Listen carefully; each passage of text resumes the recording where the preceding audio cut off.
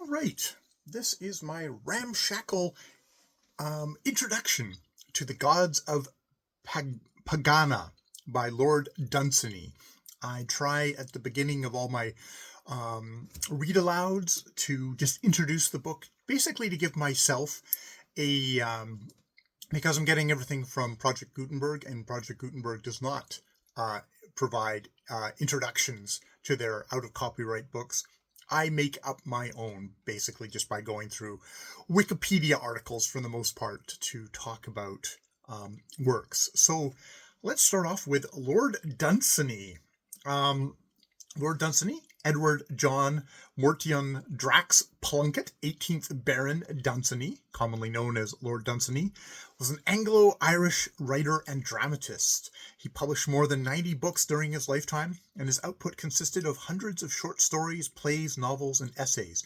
Further works were published posthumously. Having gained a name in the 1910s as a writer in the English-speaking world, he is best known today for the 1924 fantasy novel The King of Elfland's Daughter, and his first book, The Gods of Pagana, which depicts a fictional pantheon.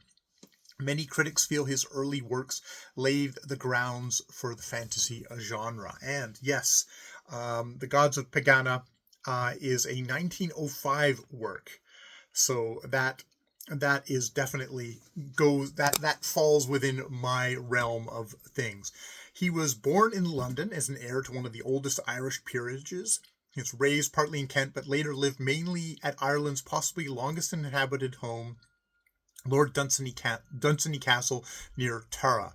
He worked with W.B. Yeats and Lady Gregory and supported the Abbey Theatre, which was the major thing of Irish.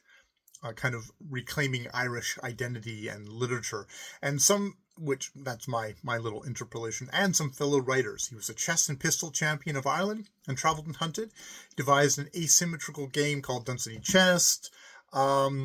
He's sort of known for his early career. Let's talk about the early career because that's where I'm going to be going in. He began his literary career in the late 1890s, writing under his given name, with published verses such as Rhymes from a Suburb and Spirit of the Bog. In 1905, writing as Lord Dunsany, he produced the well-received collection, The Gods of Pagana.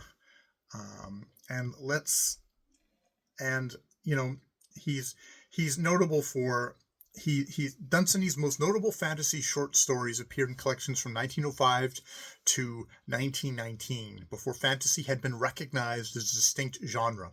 He paid for the publication of the first collection, The Gods of Pagana, so self-published, earning a commission on sales.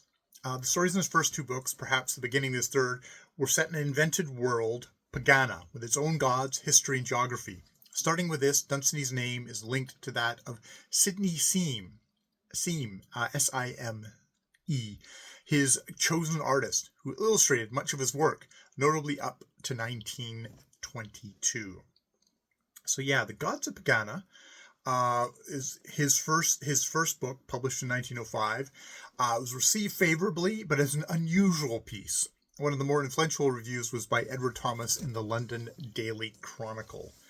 And I actually did, so we've got the contents of the book is a series of short stories linked by Dunsany's invented pantheon of deities who dwell in Pagana, and it was followed by further collections.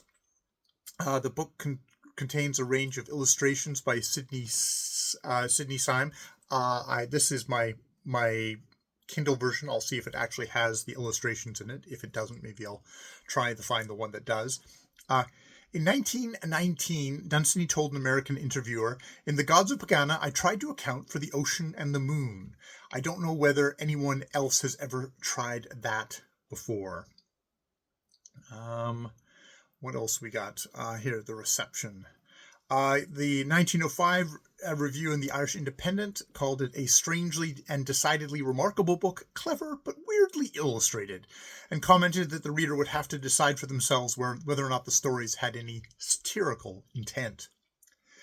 In his New York Times review, John Corbin described the collection as an attempt to create an Olympus of his own and people it with assemblage of deities, each with a personality and a power over human life, acutely conceived and visualized. To me, the collection is autobiography, and all the more self-revealing because it is profoundly unconscious.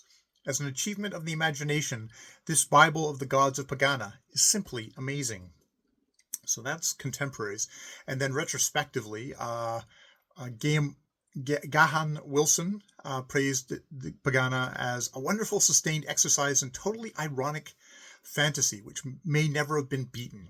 Speaking in a highly original mix of King James Bible English, Yeatsian syntax, and Shezarnaze imagery, Dunsany introduces us to a wonderfully sinister Valhalla, populated with mad, spectacularly cruel, and wonderful silly gods, whose only genuine amusement appears to derive from the inventive damage they inflict upon their misbegotten worshippers. E.F. Beelier lauded the collection as a convincing, marvelous creation of an alien cosmology. Noting that Dunsany was reading Nietzsche at the time he was writing The Gods of Pagana, S.T. Joshi declared it an instantiation of the quintessential act of fantasy, the creation of a new world. Dunsany had simply carried the procedure one step further than any of his conceivable predecessors, W.T. Beckford, William Morris, with his medieval fantasies, by inventing an entire cosmogony. Dunsany embodies his realm with his own philosophical predilections, and these predilections, although expressed in the most gorgeously evocative prose poetry, are of a very modern, even radical sort. So that is, I guess, my introduction for the Gods of Pagana. I decided I would read this one out loud because I have had a lot of trouble in the past getting past like the first page of any Lord Dunsany stuff. It's just like, this is language. It is a weird mix of language, and I'm hoping that reading it out loud while also being a challenge might also help me focus on those words. Having to just say it out loud might actually help me get through the book and maybe appreciate the book on its own terms as kind of a prose poetry versus sometimes I can be very meat and potato. I just want that clear glass of prose that George Orwell talked about.